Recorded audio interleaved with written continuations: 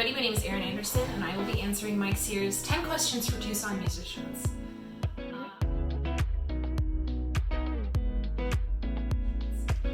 I first started singing when I was very young, like every child who was born anywhere on this earth at any time does.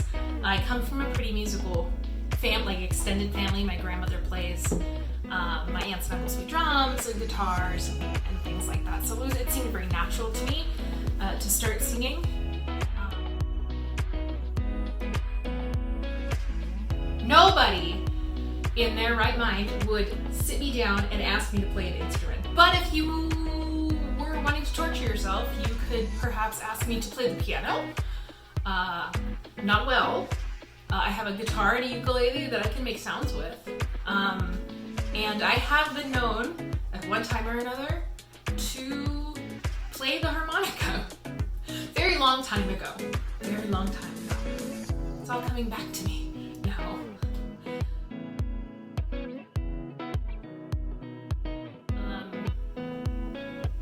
That's hard, because I always appreciate on some level almost every gig I do, no matter how big or small.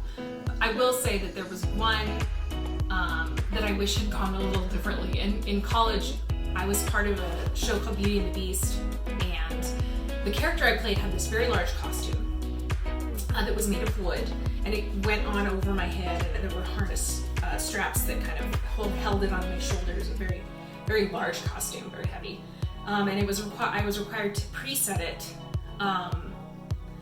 on the 10-foot platform stage piece that we were to do this scene on before the show started, or at the beginning of the show. So one day I go up there to preset my costume. It's one of like the first shows we've ever done, and I preset it. I get it. I'm always really careful because I'm super clumsy. Anybody who knows me knows I'm super clumsy. But that day, I guess I don't know, I wasn't paying enough attention, so I preset the costume and I step wrong. I trip. I fall off the front of the set piece. This is like in the wings. The set piece is in the wings. I fall off the front of the set piece onto the floor, 10 feet, roughly, 8 feet. And I fall during the opening number of the show. If anybody knows Beauty and the Beast, it's the little town, what a quiet village. They're like singing, and then they go into the bonjour, bonjour, bonjour, bonjour. Well, everybody's like on stage, like singing their hearts out. I can see a little bit of the audience like out of the corner of my eye over here, and the only two other actors that weren't on stage ran over to me and they're like, "Oh my God, are you okay?" And I remember being on my side watching everybody sing bonjour, bonjour, and like being so monumentally embarrassed that this was my life, and I ended up falling off a set piece at the beginning of one of our shows. But I was okay, and the show went on, so you know, it turned out all right. Even that bad show turned out all right.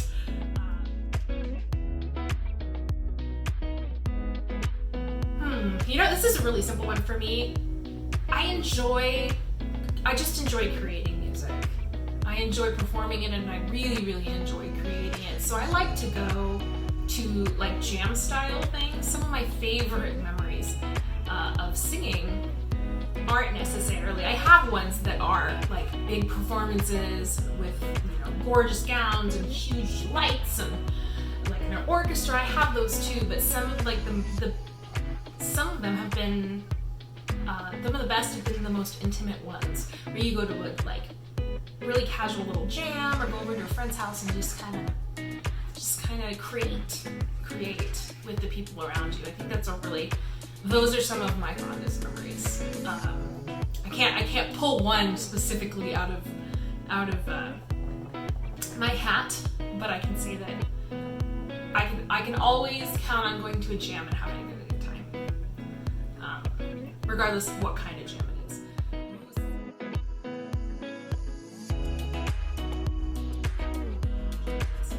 Ooh, secret musical crush. It's not a secret.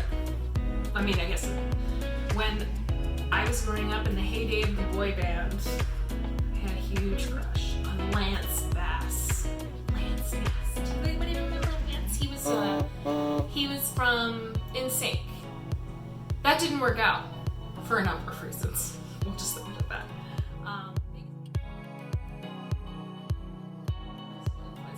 I have a ton of musical influences just because I love music so much, and I do so many different styles. Some of my favorites off the top of my head are Aretha Franklin, Whitney Houston, Ella Fitzgerald, Anita O'Day, Peggy Lee. It's just, I was lucky to have a mother who played the oldies station over in Los Angeles. It was called K-Earth 101, and I heard all of this Motown music, this like 60s and 70s and 80s, mostly 60s and 70s music, some 50s music. And so I developed a taste for all different kinds. And so my influences come from all different areas. I'd say the biggest ones be Aretha Franklin, like I said, Whitney Houston, Anita O'Day, Ella Fitzgerald is a huge one. There's so much good music. There's so many amazing artists. I can't believe I can't pick out the best ones.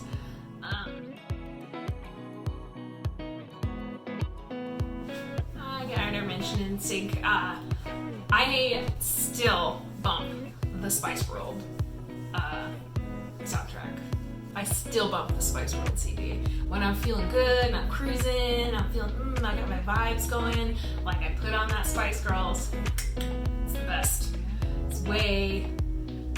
It's a good way to extend those vibes, in my opinion. And I don't have any music that I can't stand at all. I'm not a big fan of country music. There's some classical country I enjoy, but not necessarily modern country music. I don't listen to a lot of hip hop, excuse me. I don't listen to a lot of hip hop. Although I have some hip hop that I really like to listen to occasionally. So it's not necessarily this is music that I don't like situation for me. It's more like this is a music that I may not be feeling at the moment, or it's, this music over here is actually what I'm feeling, and this type of music is what, for me, it's more about the state that I'm in, and what I feel is going to vibe with that state and communicate that state, rather than, well, this is something I like, and this is something I don't like, and it's like really rigid. That doesn't really apply to me.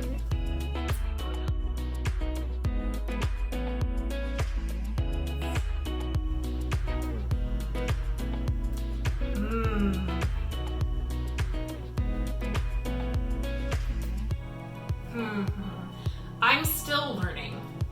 I guess technically that's 4 words. Whatever. I feel like I've been doing this a long time. It feels like for me, I've been doing it a lot less time than a lot of wonderfully talented people that I work with who've been in this industry for like 40 years, 50 years. I find that I can always learn something new, or I can always expand what I know or look at what I think I know from a different angle. I have some incredible friends and incredible artists that are just creative and they like to play, and that, like I said about my best musical experiences, those are some of the best for me. So I'm always learning. I think that's the most solid thing that I can talk about, as opposed to my musical talent. I'm always willing to try something new. I may not be good at it. I probably won't be good at it, but you don't get good at something by not trying to do it, right? I'm always meeting new people and learning new things that I could never have even imagined that I was going to do.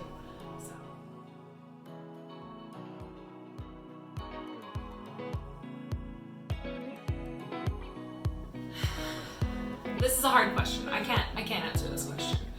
It wouldn't just be 5 albums, and I wouldn't, in no particular order. I suppose I would choose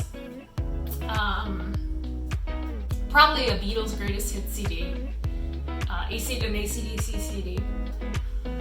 I would probably take a Janis Joplin CD. Wow, I'm in a classic rock mood right now, huh?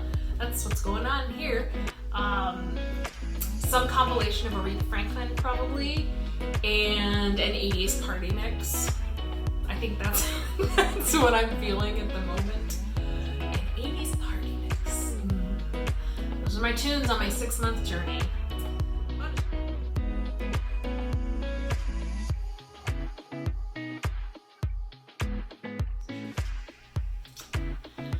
Get out there, get out, go to jams, go to shows, talk to people, ask questions. I've learned so much of what I know, so much of what I've ingested has been from watching people talk, getting interested in what they have to say, and just asking questions, getting curious about what their training is,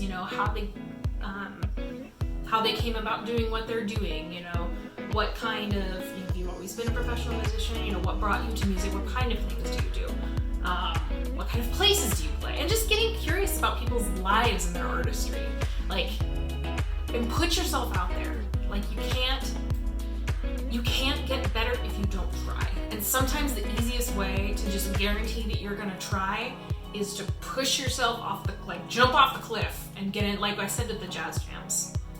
I didn't know anything about jazz. I'd had jazz standards in my book, but I did not study jazz formally, not anything of that nature, and I just decided that I wanted to learn. And I was not in school anymore. I had just gotten divorced, and I was getting back into focusing on my career, music career. And I was like, well, man, how am I going to learn anything? How am I going to learn how to sing jazz? If I'm not in school anymore.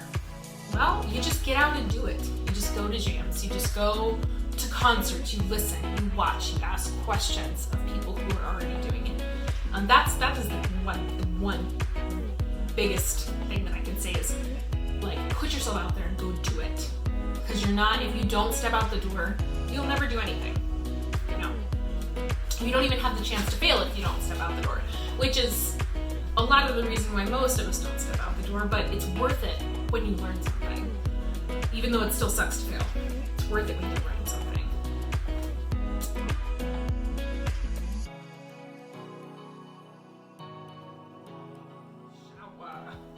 This depends on, again, what's on the shuffle that morning. This morning we were singing a little Whitney.